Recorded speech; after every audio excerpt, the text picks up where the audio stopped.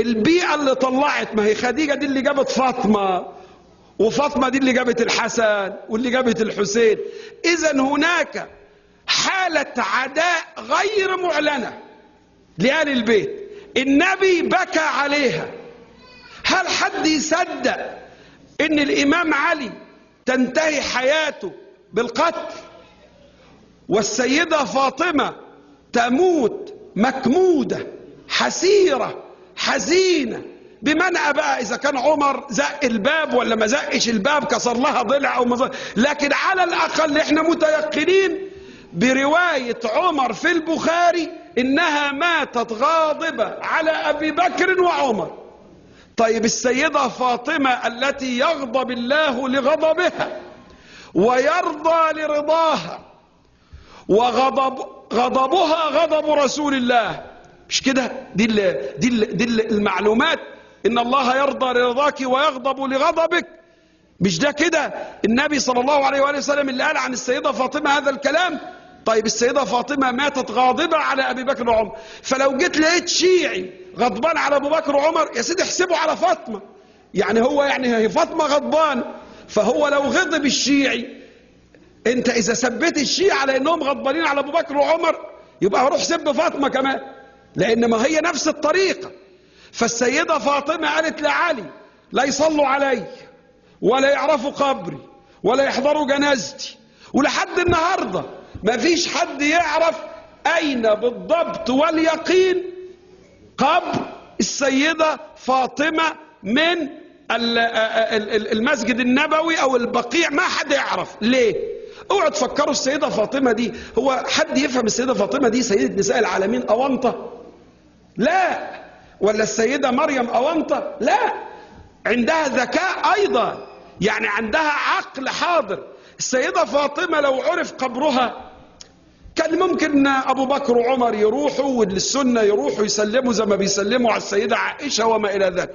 إنما السيدة فاطمة حبت تحط علامة استفهام. أنتوا عارفين الأمريكان يقولوا إيه؟ big question mark.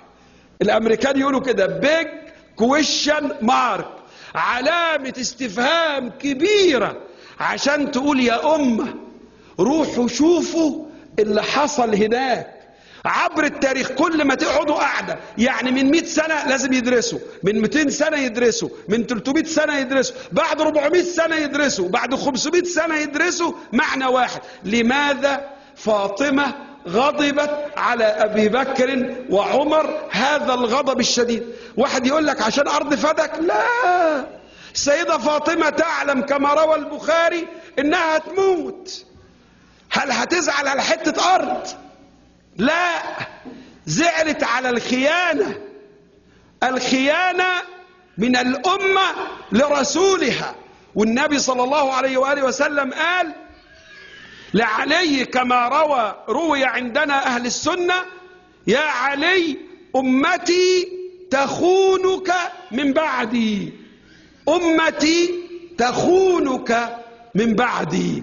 آدي الخيانة، آدي الخيانة. فالسيدة فاطمة تموت مكمودة بعد 6 أشهر من رسول الله، وعلي يموت قتيلا، والحسن يموت مسموما، والحسين يموت مقطعا.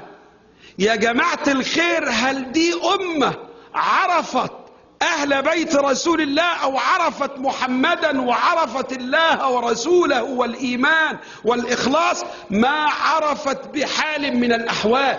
لأن النبي لما يحط الكساء ويقول اللهم هؤلاء أهل بيتي فأذهب اللهم عنهم الرجس وطهرهم تطهيرا، فتكون النهاية بتاعتهم الخمسة اللي هو فاطمة وعلي والحسن والحسين. النبي مات الأول، أدي فاطمة وعلي والحسن والحسين، تنتهي النهاية المأساوية دي.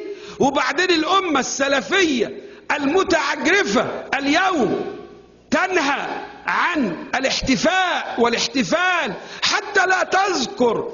ما فيش عالم سني واحد يقف يقول تركت فيكم ما إن تمسكتم بهما فلن تضلوا بعدي أبدا، كتاب الله وعترتي أهل بيتي. لا يقف واحد عالم سني واحد يقول هذه العبارة، بل يقولون ويتبكون